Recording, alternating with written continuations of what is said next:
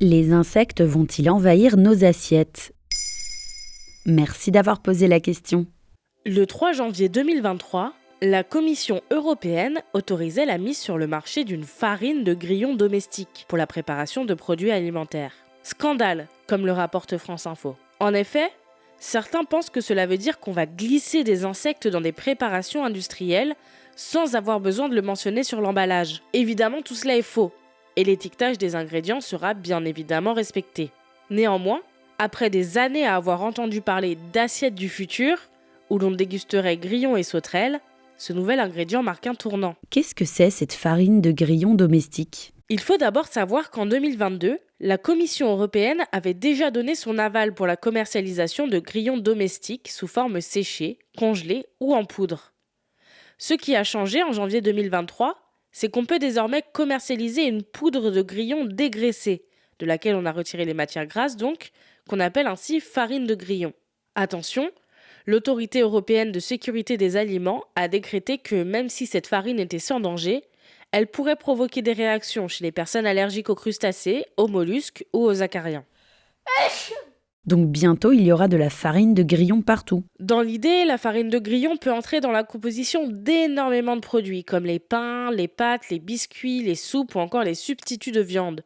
Ce qui ne plaît pas du tout aux personnes suivant un régime végétarien ou vegan, qui craignent de voir des animaux entrer à nouveau dans la composition de leurs produits favoris. Côté nutrition, cette poudre d'insectes semble imbattable. Riche en protéines, en acides aminés, en vitamines, en acides gras insaturés, en fibres et pauvre en glucides. Elle a tout du fameux super aliment.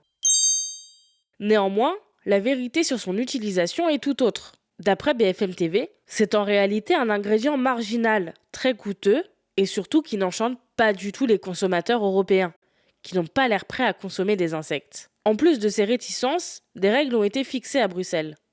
Pas plus de 3 grammes de poudre de grillon pour 100 grammes de barres de céréales par exemple, ce qui limite grandement les bienfaits dont je parlais plus tôt. Et il y a d'autres insectes autorisés à la consommation en Europe ? Oui, le ver de farine et le criquet migrateur avaient déjà obtenu une autorisation de la Commission européenne pour une utilisation dans l'industrie agroalimentaire.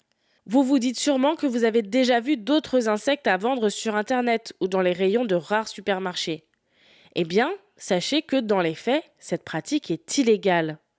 Jean-Michel Chardini, directeur de recherche de l'INRAE, l'Institut national de recherche pour l'agriculture, l'alimentation et l'environnement, explique au HuffPost qu'en fait, les ventes sont tellement faibles que le gouvernement ferme les yeux. Ainsi, les insectes sont encore loin de s'imposer comme un ingrédient phare de notre alimentation. La production destinée à l'alimentation humaine est marginale et c'est plutôt vers l'alimentation animale que se tournent les éleveurs d'insectes. Et même s'il faudra trouver des solutions pour nourrir la population grandissante sur la planète, difficile de dire que les insectes seront en tête des propositions, quand 74% des Français sont contre l'idée d'en manger, selon un sondage YouGov pour le HuffPost réalisé en 2020. Voilà, si les insectes vont bientôt envahir nos assiettes.